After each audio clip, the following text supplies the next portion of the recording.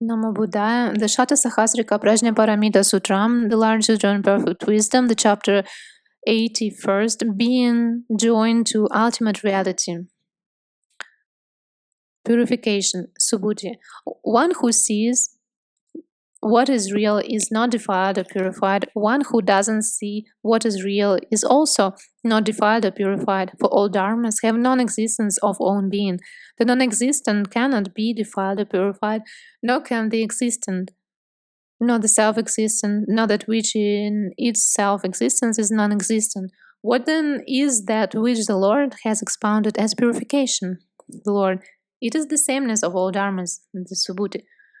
And what is the sameness of all dharmas, the Lord? It is suchness, nonfalseness, unaltered suchness, the nature of dharma, the realm of dharma, the established order of dharma, the fixed sequence of dharma, the relative limit, that which, whether Tathagatas are or are not produced, is just established as the established order of dharma, as the realm of dharma, that is purification.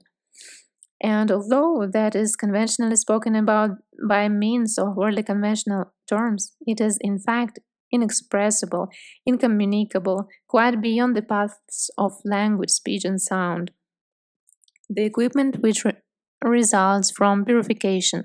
Subhuti, if all dharmas are like a dream, an ink, or a reflected image, a mirage, magical illusion, or a magical creation, how does the bodhisattva in the face of dharmas, which are thus non-entities and not actually real rays, his thought to the supreme enlightenment, and accordingly resolved to fulfill the six perfections, etc., to the 80 subsidiary marks, how does he achieve the great halo with which he illuminates countless world systems, or a voice like that of Brahma, which enables him to demonstrate Dharma with one single sound to beings in the world system in the 10 directions after he has read their thoughts and understood their intentions?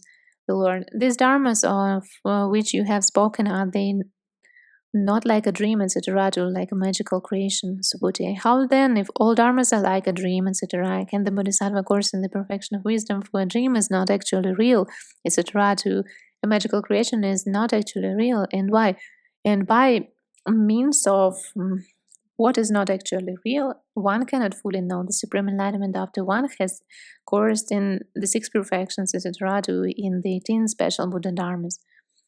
The Lord, so it is, Subhuti, so it is. All these dharmas are contrived activities, planned and willed, and through them the knowledge of almost cannot be reached. All these dharmas serve to bring near the path and to produce it, but do not lead to the attainment of the fruit. For the non-production and non-manifestation of these dharmas means that they are without marks. Therefore, from the first thought of enlightenment onwards, the bodhisattva continues to exert himself in wholesome dharmas, be it the perfection of giving, etc., to the special Buddha dharmas, and he recognizes all this as a magical illusion. Without having fulfilled those dharmas, one cannot mature beings. Therefore, the bodhisattva who courses in perfect wisdom cognizes as like a dream, etc., too as like a magical creation, each and every wholesome dharma in which he exerts himself. When he courses in perfect wisdom, he cognizes everything up to the knowledge of almost as like a dream, etc. He cognizes that all these beings are moving about in a dream, etc.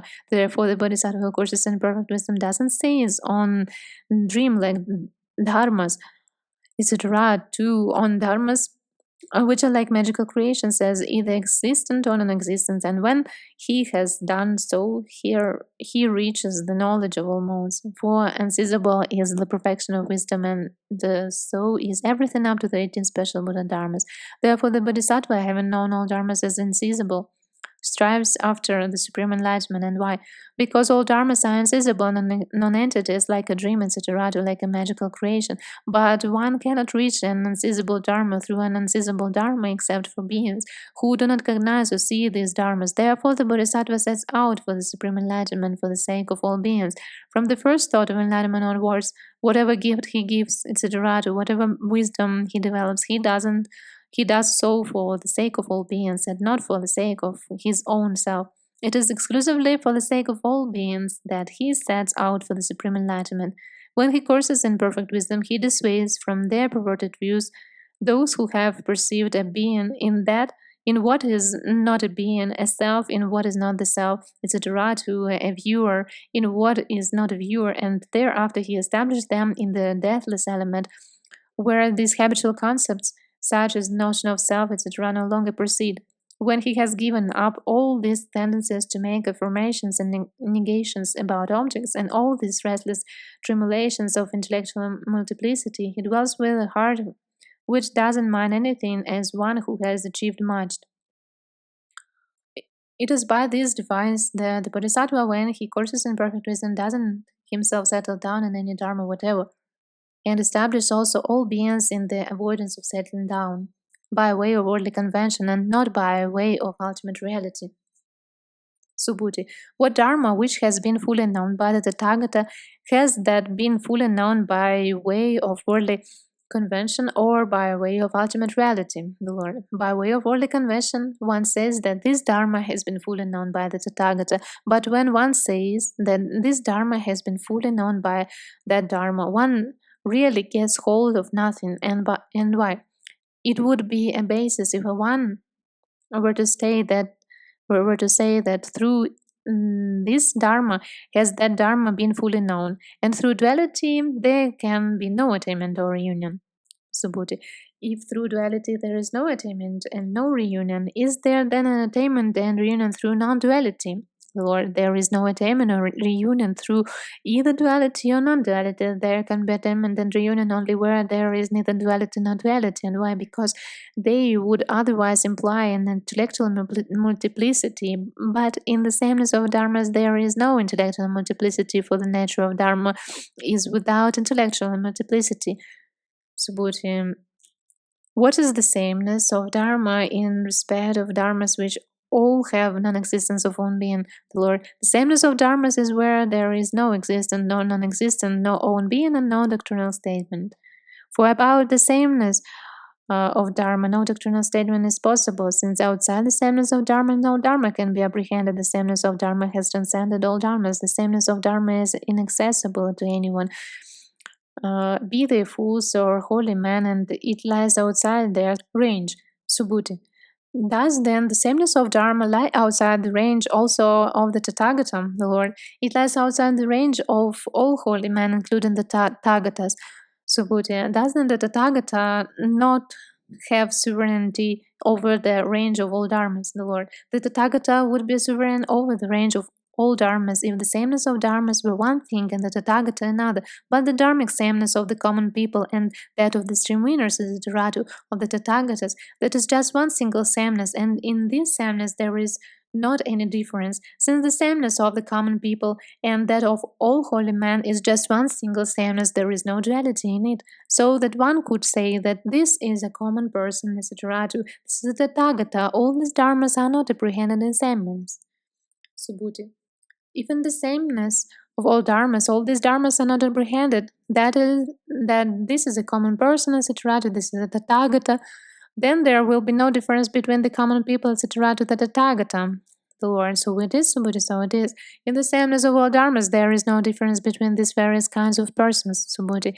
If that is so, wherefrom then is there the manifestation in the world of the three treasures, the Buddha, Dharma, and Sangha, TheLord? It is the treasure of the Buddha one thing, the treasure of the Dharma another, the treasure of the Sangha another, and the sameness of Dharma again another. Subhuti. And I understand the meaning of the Lord's teachings. The treasure of the Buddha is not one thing, the treasure of the Dharma another, the treasure of the Sangha another, and the sameness of Dharma another.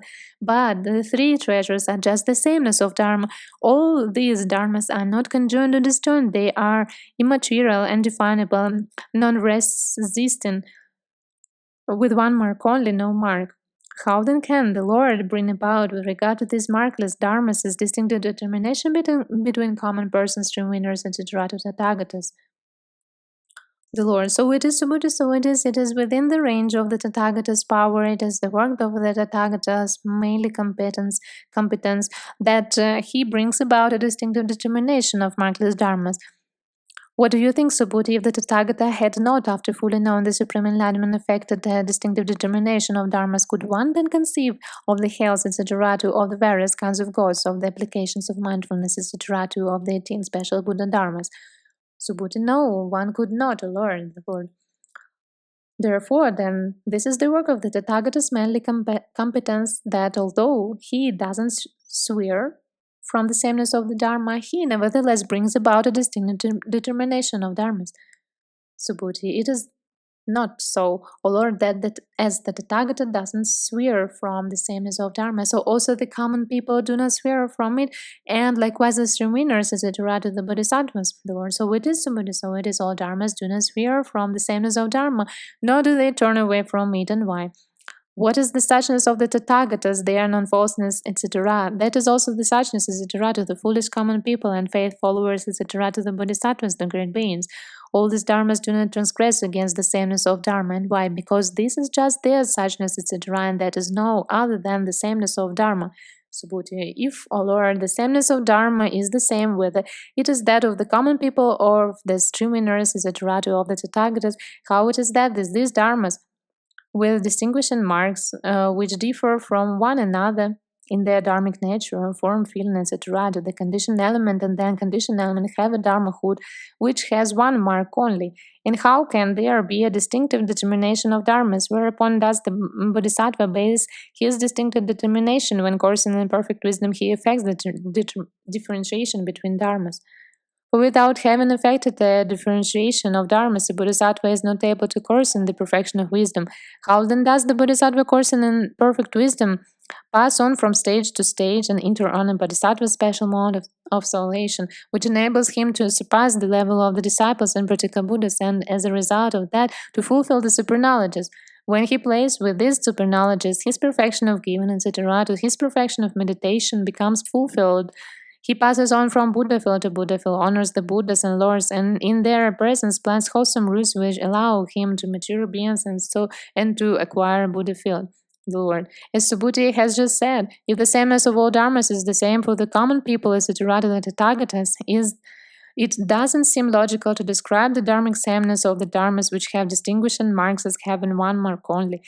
What do you think, Subhuti? Is the dharmic nature of anything just emptiness, but it form, etc., to the Tathagatas, Subhuti? It is just emptiness, Lord. The Lord. What do you think, Subhuti? Can one in emptiness apprehend dharmas with distinguishing marks and thus distinguish between the marks of form, etc., to the Tathagata? Subhuti, no, one cannot, the Lord. The Lord, by this method also one should know that in the dharmic nature of dharmas there are no common people, nor anyone other than a common person, etc., no Tathagata, nor anyone other than the Tathagata. The comprehension of the non-distinction between the conditioned and the unconditioned, Subhuti, is then the dharmahood conditioned or unconditioned, the Lord? It is neither conditioned nor unconditioned, for the unconditioned cannot be got hold of by the exclusion of the condition, nor can the condition be got hold of by the exclusion of the unconditioned. Both the conditioned element and the unconditioned element are in this way dharmas, which are neither conjoined nor disjoined, material and definable, and non-resistant, with one mark only, no mark. And when the Tathagata speaks about this, he does so by way of worldly convention and not by way of ultimate reality. For in ultimate reality, there is no anything which results from the formative influence of body, voice, or mind, nor can ultimate reality be apprehended as otherwise than the formative influence of body, voice, and mind. The sameness of these conditioned and unconditioned dharmas, that is ultimate reality. It is thus that the bodhisattva who courses in perfect wisdom doesn't swear from ultimate reality and nevertheless does a bodhisattva's work. This is the end of 81st chapter of the large sutra on perfect wisdom, the Satasahasrika Prajnaparamita Sutram.